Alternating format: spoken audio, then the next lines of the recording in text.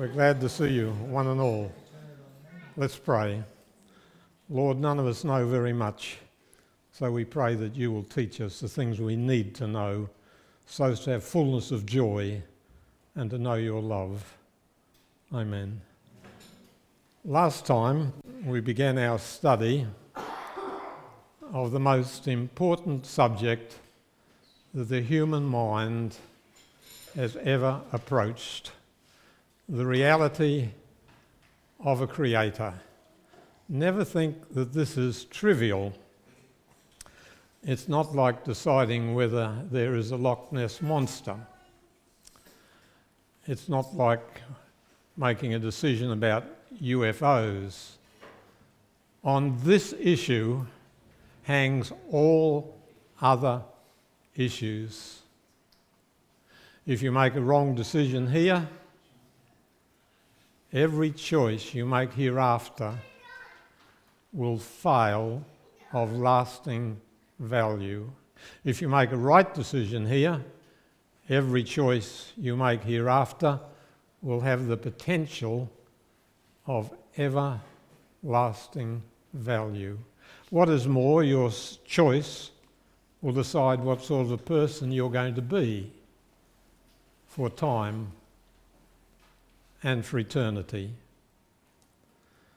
There are four main areas of proof when we approach the topic of the reality of the Creator. And the first one is mind, and I'll just briefly review some things we said last time. Why should atoms think? Chair can't think, your toothbrush doesn't think, your shoes don't think, your table doesn't think. Why does the brain think? Why do atoms think? How is it that a little agitation up here interprets that vast universe? How come? How come?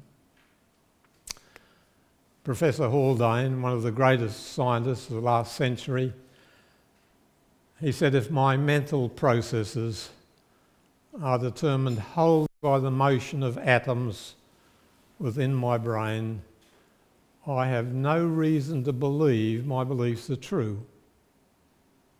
Have you got it? If my mental processes are determined wholly by the motion of atoms within my brain, I have no reason to believe my beliefs are true. And therefore, I can't even be sure that my brain is made of atoms. Think of the miracle of memory. I've often used the illustration for those of you who are married. Suppose you woke up one morning and said, "Who's that?" Then your next question would be, "Who am I? What am I doing here?" Think of the miracle of memory. There are a few of us here who can think back 20, 30, 40, 50, 60, I won't go any further, years. Think of it. How does the mind go through the archives of the ages and picture faces that we haven't seen in the flesh for half a century? Just suppose I was a multi-millionaire. That would take a lot of supposing, but just suppose, and I offered you $1 billion, we'll say, to start a laboratory with the best team that you could get of scientists to invent a memory. Nobody could ever do it. Don't take for granted the miracle of memory. Without it, we would be incarcerated in a nursing home very quickly. The miracle of recall.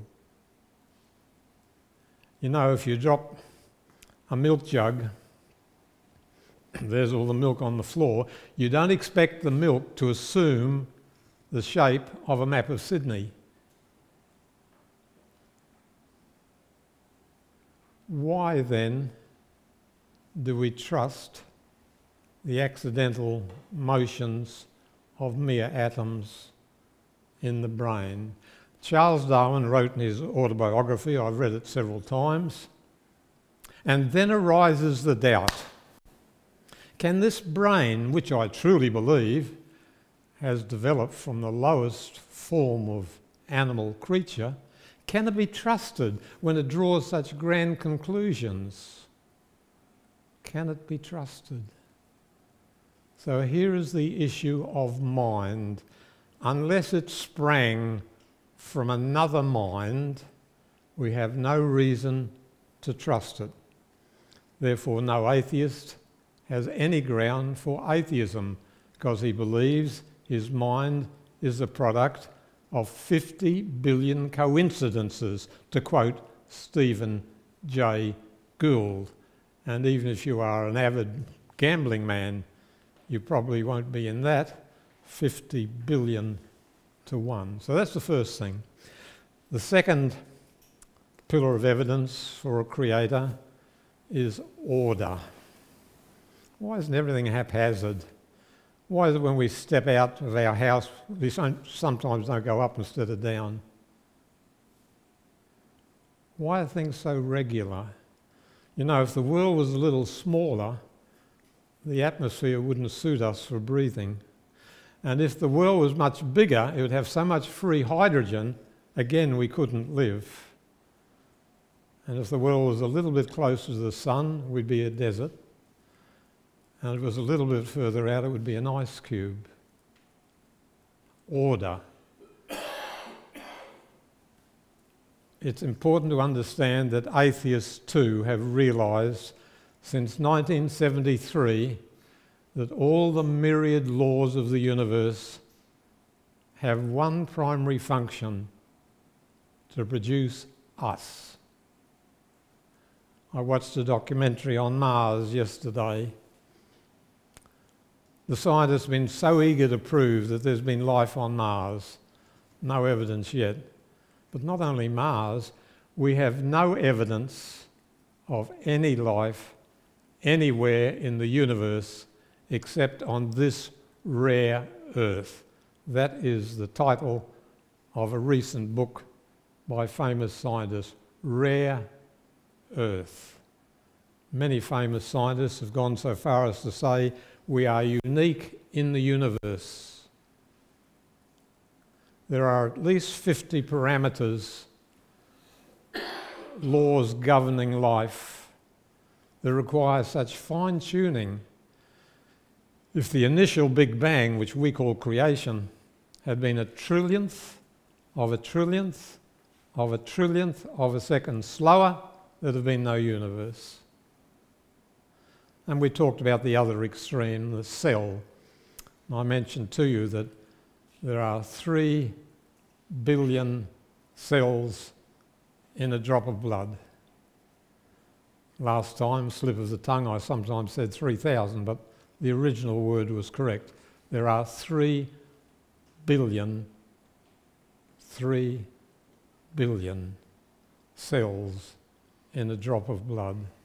And in each cell are scores of marvellous machines that can reproduce themselves. In every cell there's enough information, says Carl Sagan, famous atheist.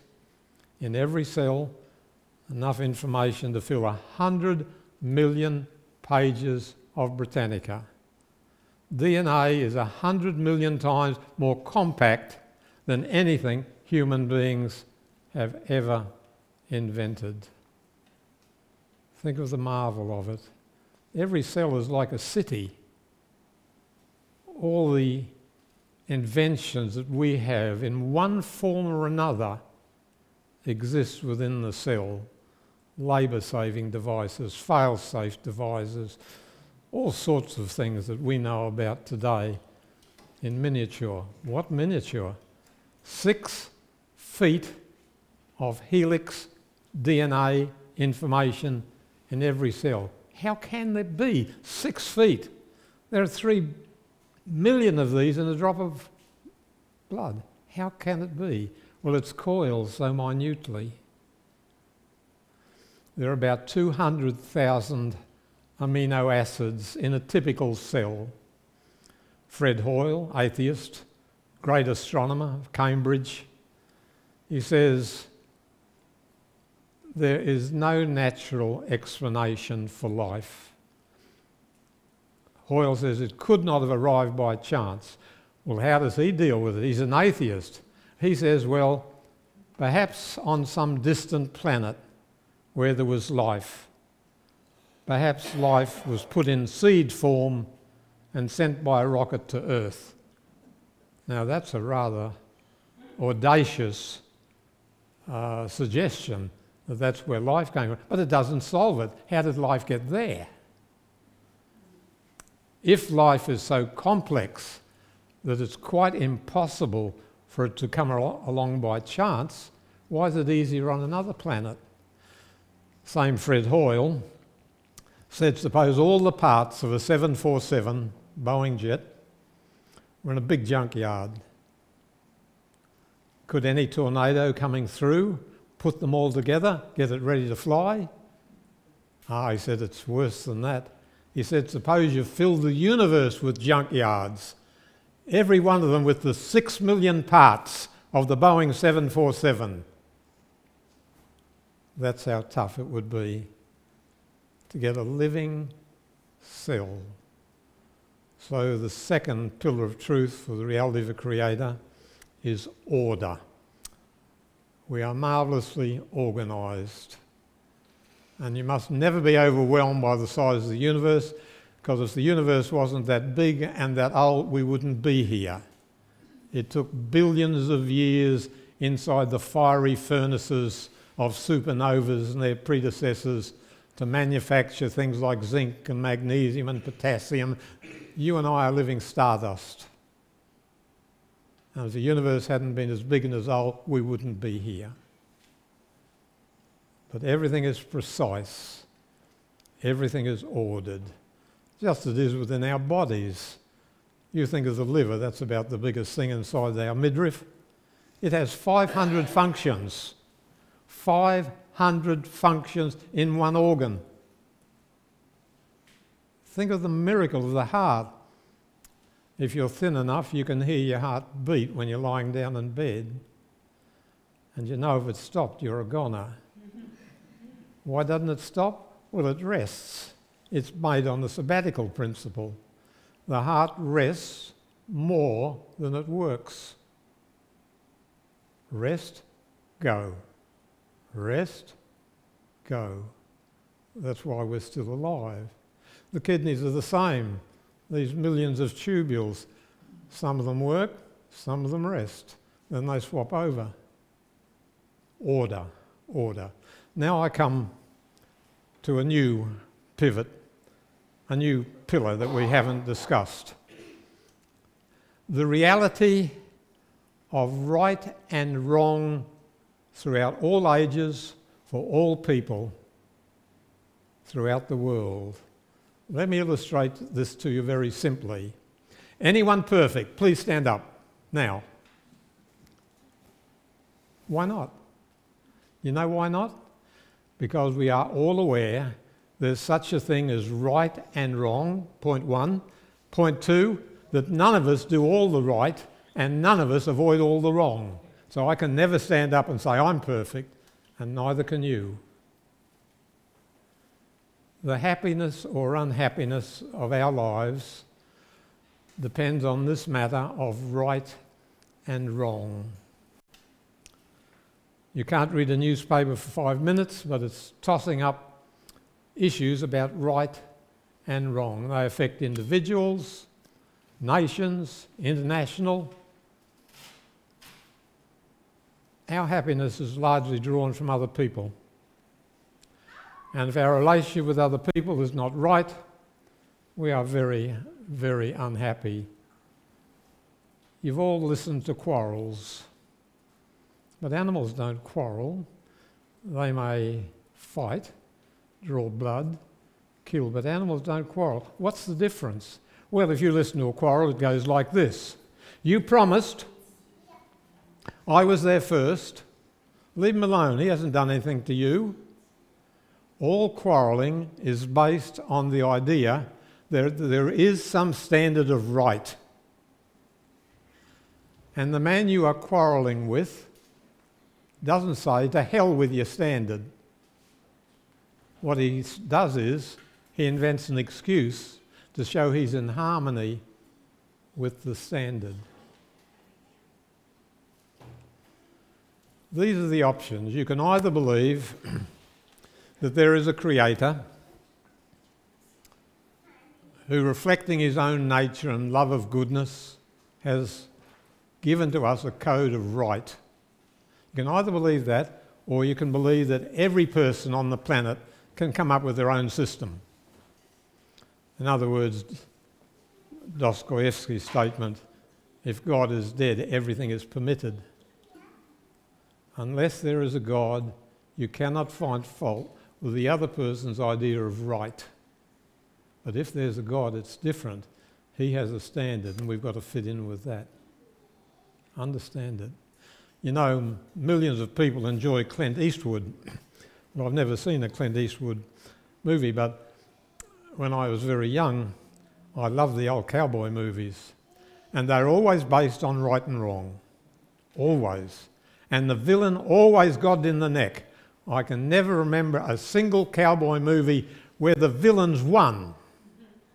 You know why? There is in you and me an instinctive love of justice. And whenever evil triumphs, we have a gut reaction. Even children will say, it isn't fair. You see, whether you're educated or uneducated, whether you're young or old, you have what the Bible discusses in Romans 2:14, God's moral law written in our nature, telling us what is right, what is wrong. You may say, different cultures have different standards of right and wrong. No, they don't.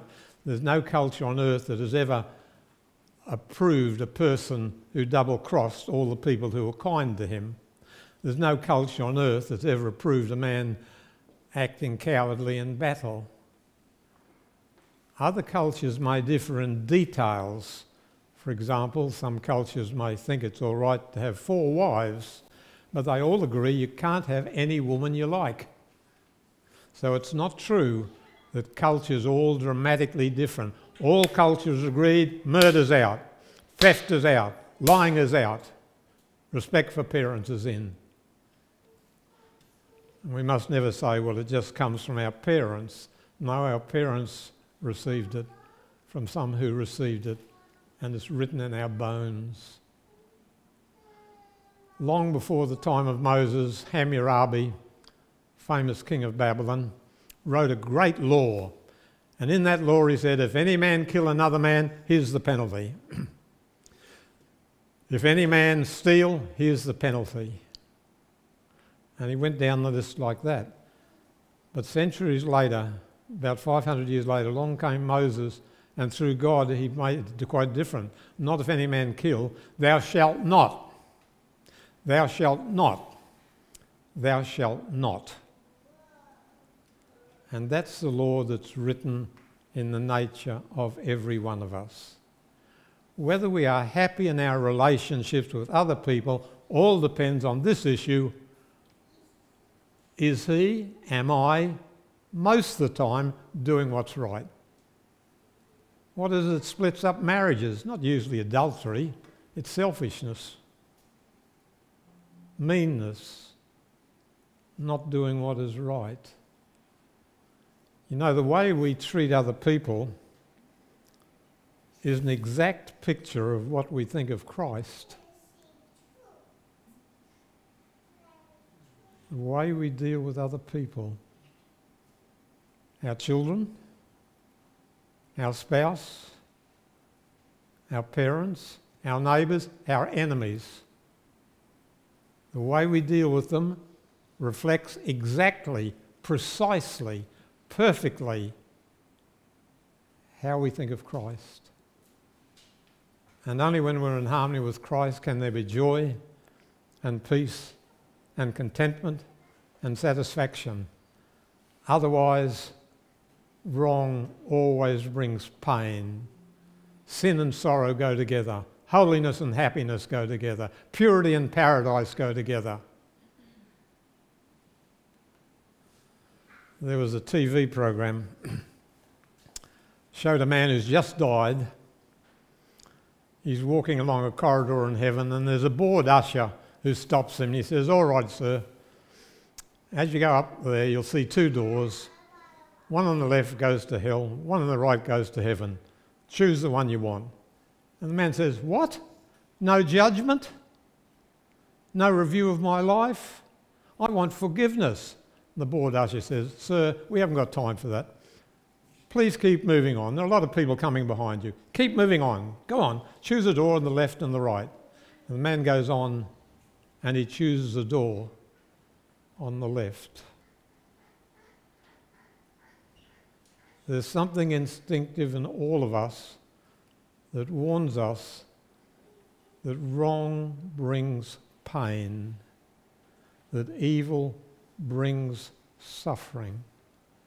It's instinctive in us. Charles Darwin was once asked, "Well, after all your research, is there one thing that's different about humankind compared with other animals?" He said, "Yes, only human beings blush." Why? Well, if you had a pet that could talk, the pet would never say, "Oh, is this right or is this wrong?" A dog may steal sausages from a butcher's shop, but never gets penitent and takes them back.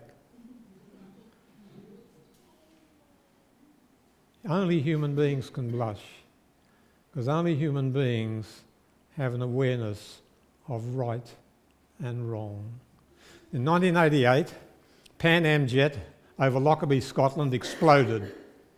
A terrorist bomb blew it to smithereens. As it came down on Lockerbie, it killed people in Lockerbie. And we are instinctively angry that innocent people, for political reasons, should be murdered. But you know, it didn't stop there.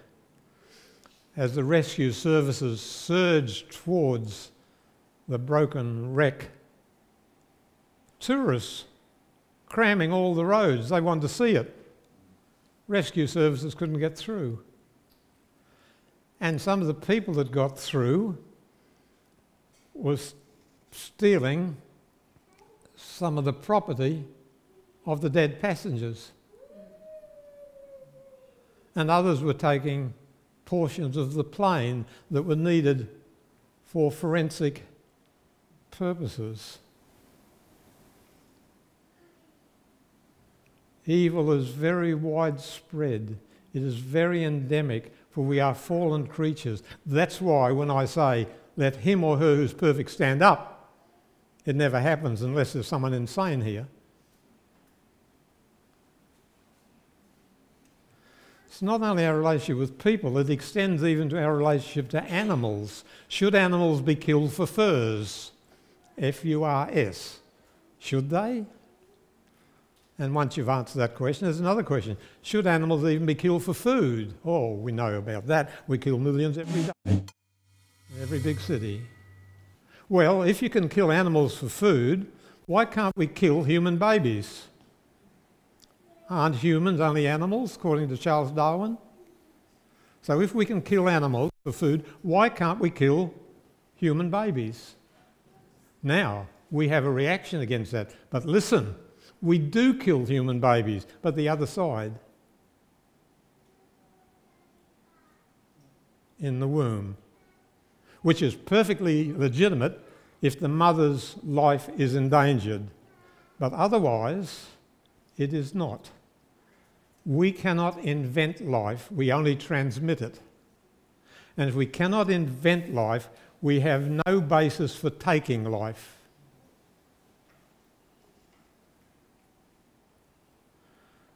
So morality is a very broad thing, relationship with people, even with animals, even with the environment. We rape our earth and pollute our world. Our cars are the biggest polluter. None of us want to give them up. Even the deodorants we use are polluters. So right and wrong is a very wide reality that each of us is encountering every day in every decision we make.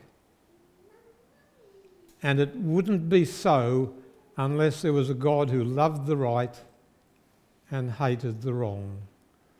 It's very wonderful to think of the truth that the Creator loves what's good. The Creator loves what's just. The Creator loves what's pure. The Creator loves what's true.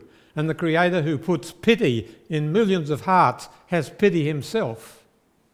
And the Creator who taught us to love is only because he is love. So that is the third pillar, the reality of right and wrong.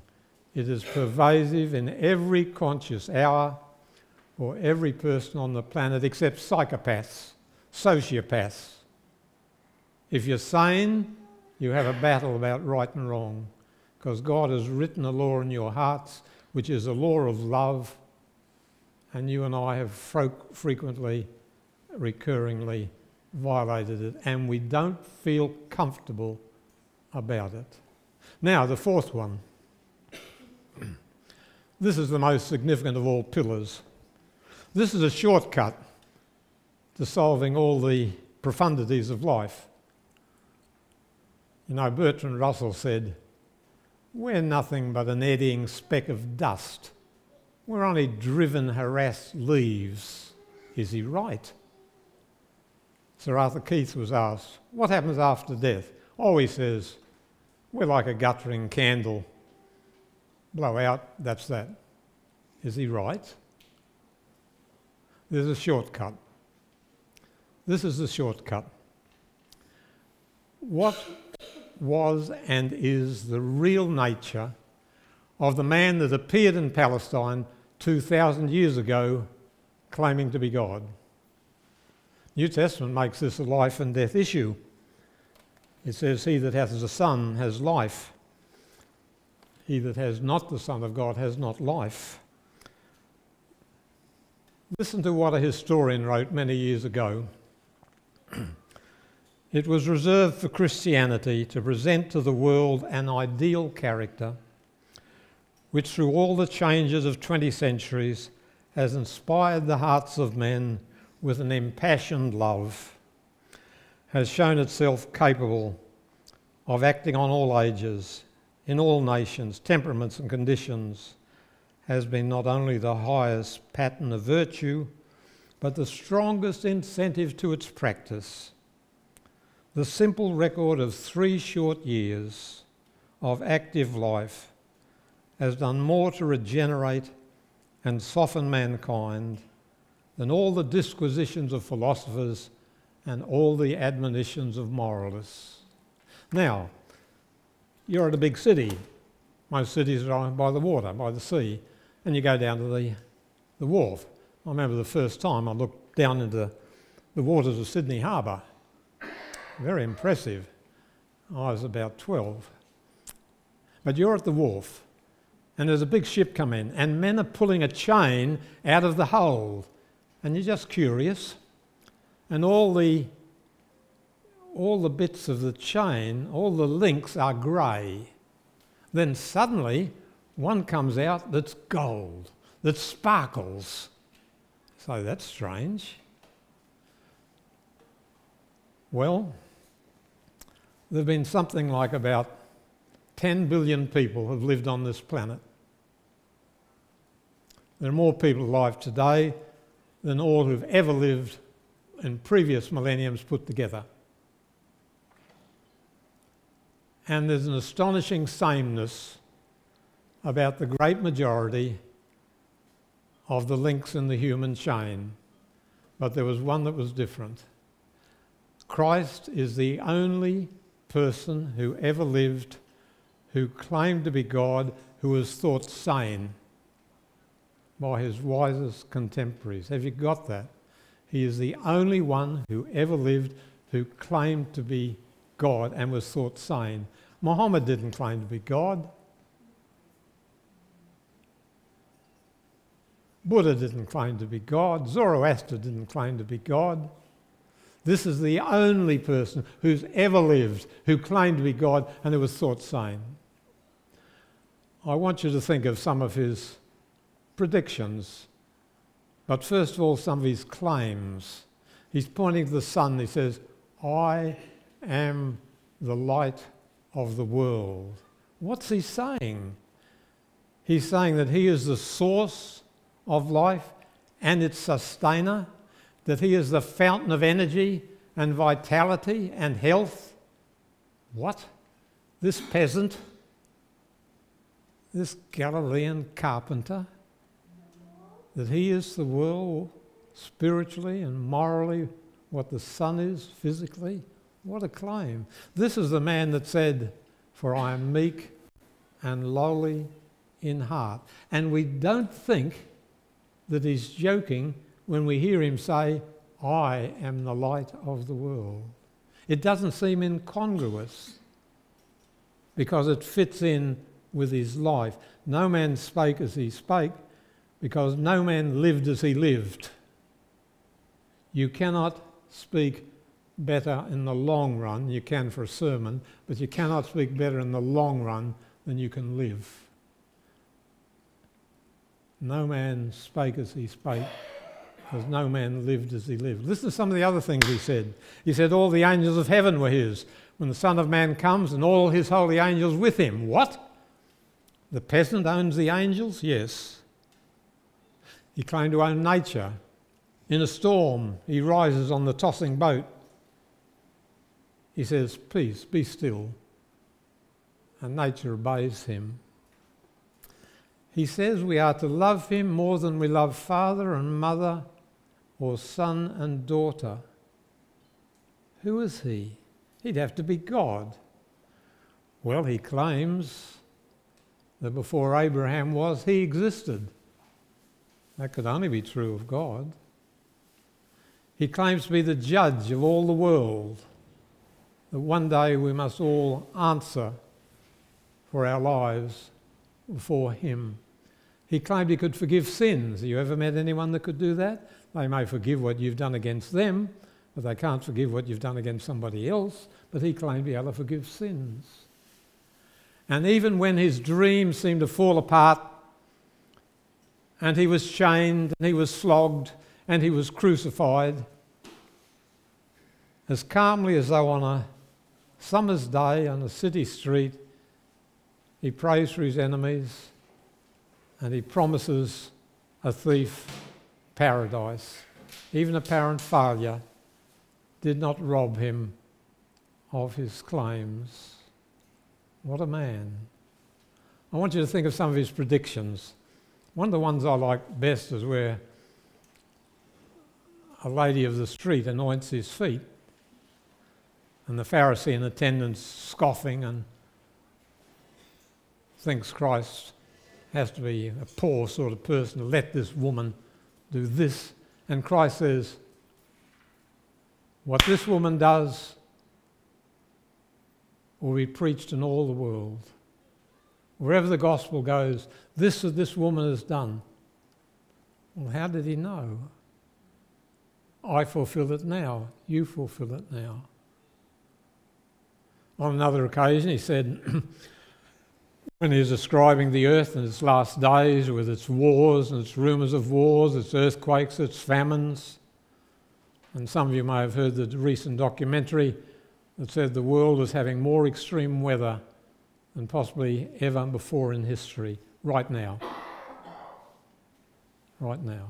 But Christ foretold the time when the sea and waves would be roaring, when men's hearts would fail them for fear, for looking after those things coming on the earth. And he said, at that time, my gospel will go to all the world for a witness to all nations. My, that's a pretty bold sort of thing to say. How would it happen? Well, he said, I'm going to have an institution. On this rock himself, I'll build my church, and the gates of death won't prevail against it. He was going to have a church that would take the gospel to the world, but he knew what the church would be like. He said a man sowed good seed and then an enemy came and sowed tares. He said my church will be like that, lots of tares. Fisherman brings in his haul, there are good fish and bad fish, throws out the bad fish. Christ says my church will be like that. good fish and bad fish. He said, the mustard seed is the least of all seeds, but when it is grown, it is the greatest of herbs, becomes a tree, and all the birds of the air locate in the tree. Here he's saying that his gospel is like a mustard seed, so tiny, but ultimately, people all over the world would shelter in that gospel. What a prediction. Of course, he's really echoing the Old Testament. In the Old Testament, there are about 20 statements where the Jewish writers, under inspiration, say, one day all the world will believe what we're saying. That's amazing.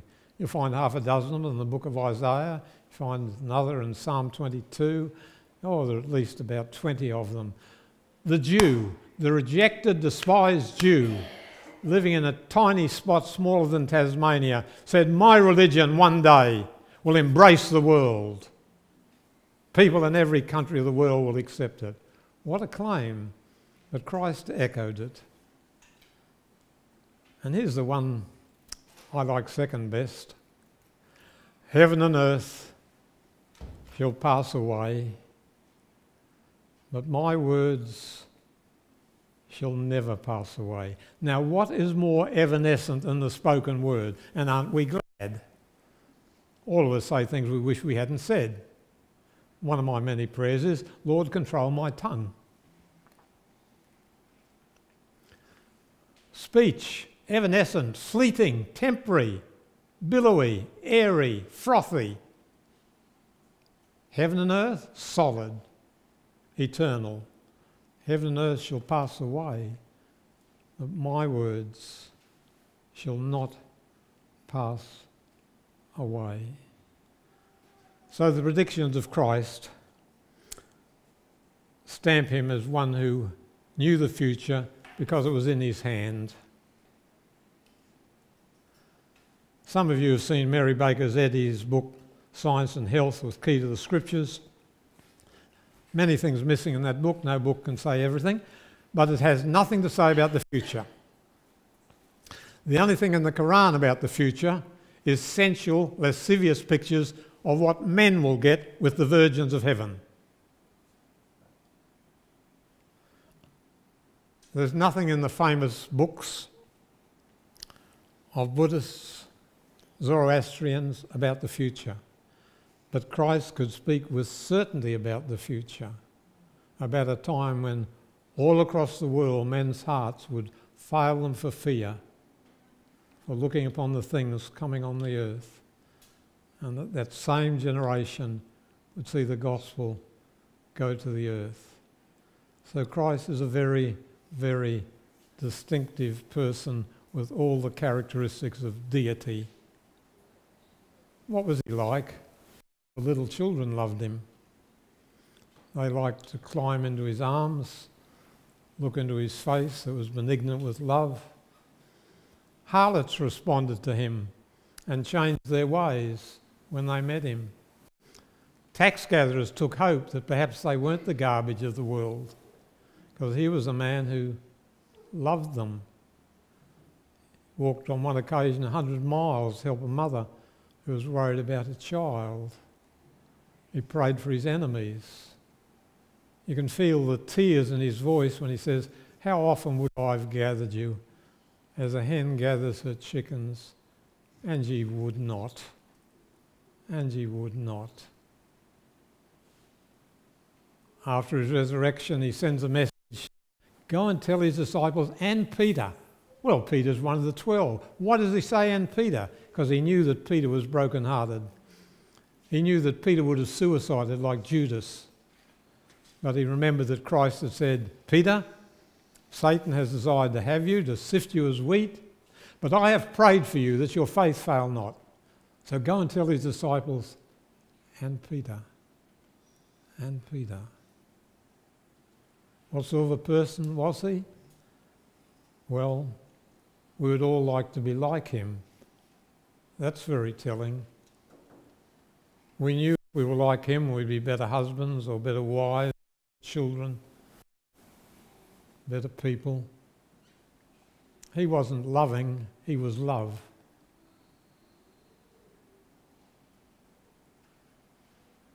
And when they had flogged him and stripped him and nailed him, that's when he said, "Father, forgive them. They don't know what they're doing." What sort of a person was he? Well, we have a little more to say on this topic, but we're going to take a break. Thank you.